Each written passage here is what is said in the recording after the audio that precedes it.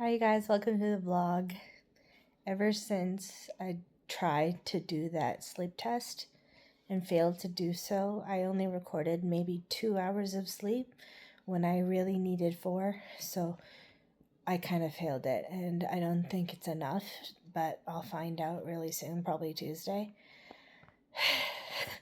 Yeah, that was a fail for sure. I couldn't go to sleep. I was just so anxious putting on the sleep test machine onto like my chest and my hand. It's all a process because you have to tape yourself. You have to attach yourself to these wires and cords. So there's like the adapter, and then there's the cannula or cannule. I don't know how to say it. And then there's another one for your pulse monitor on your finger, which I think blood pressure and stuff, or I'm not sure.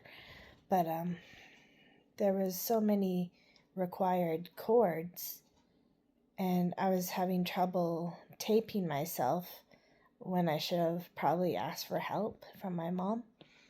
So yeah, I was so stressed about and anxiety inducing, and I had to ask my mom a couple times to help me and also get me Tylenol. So I woke her up to help tape myself. And then I woke her up again to get Tylenol for me. But I had to call her because I couldn't move because I was attached to the cords and I was plugged in. So I was like already in the zone trying to get to sleep, but I was not able to sleep.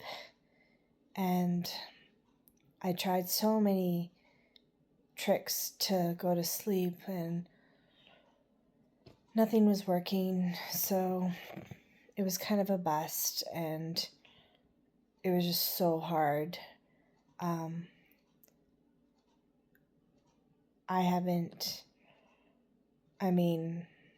I snore a lot when I sleep.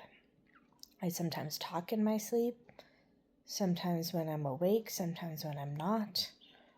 And snoring could also be, the sleep apnea could be from overweightness and other signs, but that's mainly probably what it is.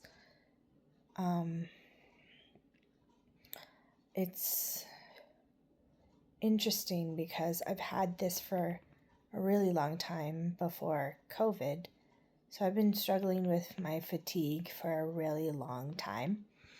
And it's kind of like a mysterious thing that I can't control. And it's getting severely worse. So hopefully the sleep apnea test I don't have to redo for the 3rd time. It would be. I did it first time 3 years ago, and I did it again just a few days ago.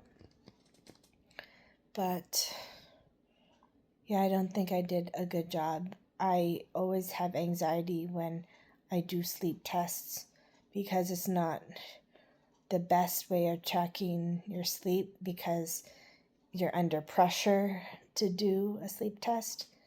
And it's something that I don't really recommend, but you kind of have to do it in order to be diagnosed with sleep apnea. So I don't know if it's enough, but we'll see soon. And if I redo it, I don't think I'd be able to get through it again because the first time I got 4 hours and I was lucky, and they told me I had sleep apnea. But the second time, I don't know if it got worse. So we're going to figure that out. But if I have to do it again, I don't know what I'm going to do.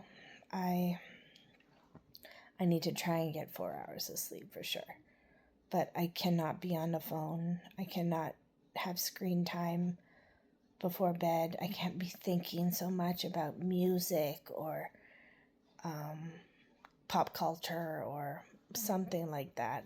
That would distract me. but it's been so hard, and this is what happens when you don't sleep. I'm thinking too much. My mind is racing. I'm wondering about things and thinking what could have been and how I could have been better or how I could fall asleep, but it doesn't end up happening because I'm just so worried about sleeping. And then I'm having coffee like nonstop and trying to get a nap in, but I can't. And I went to church today and I looked so exhausted and my eyes are rolling back, and I had another coffee at church. I had a coffee in the morning, then I had one at church, and then I had another one after church, after lunch. So it's so hard when you're overtired and you just want to sleep. I really need to sleep, but I'm kind of just lounging on the couch or on the recliner and trying to relax myself and not be so caught up on my phone, But that's what we're doing today. And I just hope and pray that I get better and things don't get worse and my condition doesn't get worse. I just want to feel good. I mean, that's why I went to the doctor to get this sleep apnea test. And I'm just wondering, what do I do with myself if I don't know if I have sleep apnea? I mean, they told me I had mild sleep apnea, but I really need a CPAP, so bad. I don't know how to work one, but I see them on people and it looks so scary, and then it looks like it's a lot of work, but apparently it works wonders on people, so I kind of want to figure that out so I can get better sleep quality, and I just want to feel better and more energized and more awake and refreshed. I mean, every time I go to sleep, I wake up and I'm still tired.